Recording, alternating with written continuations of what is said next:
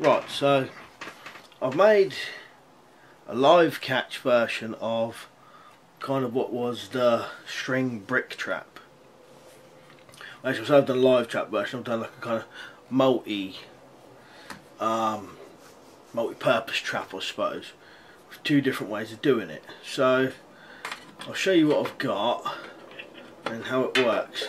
So essentially it is the same as the string brick trap, but a live catch version, but it's been built on wood. We've got metal tin as like the cage, a bit at the back here for the trap or the cage part to sit against, two sides to block it in, and with the slots for the string, and just a little bit at the front to stop the cage part coming too far forward. And I've done it so you could set up your strings already and then just slot them in. So if you'd watched the other video, you'd know what you have to do with these is you have to soak them in something like edible, what a mouse would want to eat. So you could probably rub peanut butter on it. It said in this old book to use toasted cheese fat and rub that into it. But you could probably do anything in it. And also in the book it said Fred peas on it. So you would have your soaked string, put it in the gap. So I'll get that one because that one's the knots are better. I've already tied the knots. Put it in and then put your cage over the top like that. And the mouse comes along, chews the string, because that's in its nature to chew things, chews the string, and then I'll just take this away to show you. Once the string's been chewed, that will fall down. And this block just stops it falling too far forward, if you noticed. It wants to shoot forward as it goes.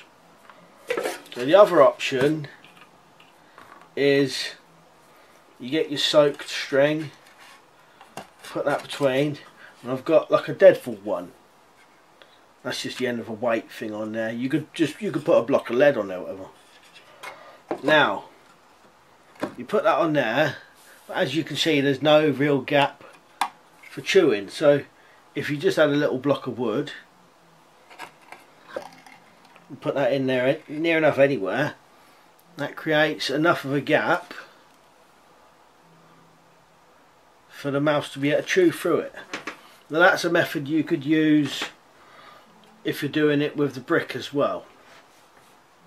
If it turns out that you have got a brick which hasn't got a frog in the back of it, which is the recess bit, you could just put a little bit of stick there, or you could put two, but to be honest I think one is good enough, but two would do it as well, and make sure most of your stuff's there in the middle.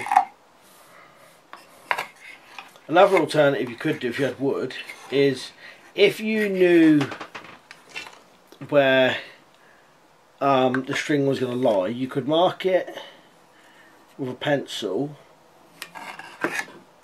like that, see that? And then you could carve that bit out with, say, a spoon gouge or a spoon knife or a chisel.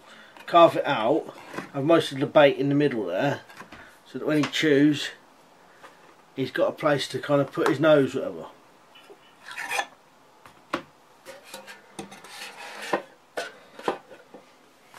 So what I may do is, if I've got time and if I can do it, I may set this up as the live catch version in the shed or whatever, and then put the trail cam with it as well and see if I can get anything. But you know, the animal goes in with a mouse, got to have a blunt pair of scissors. It goes in, chews the string, and then down the cage comes. You could probably scale it up, but this is only really going to work on animals what chew through things, and mice will 100% definitely chew through string even when it comes to traps. It's been known, and it's kind of been proven on other traps which rely upon a mouse chewing for a string, and they do work. So I think this one will work. May need to put a bit of weight onto the cage, or I could alternatively just lay that on there maybe. But I think that's going to work as long as you can get the mouse to chew it, and I think that's far enough in. He probably jump forward when it comes down, so if I can set that and do that I will. But you'll have to wait for a future video for that one. I've got loads more new ideas because I've got a few more new books and stuff with some really great information in them. Traps which I've never seen before. So I'm going to carry on doing the traps. Cheers for watching. I'll see you later.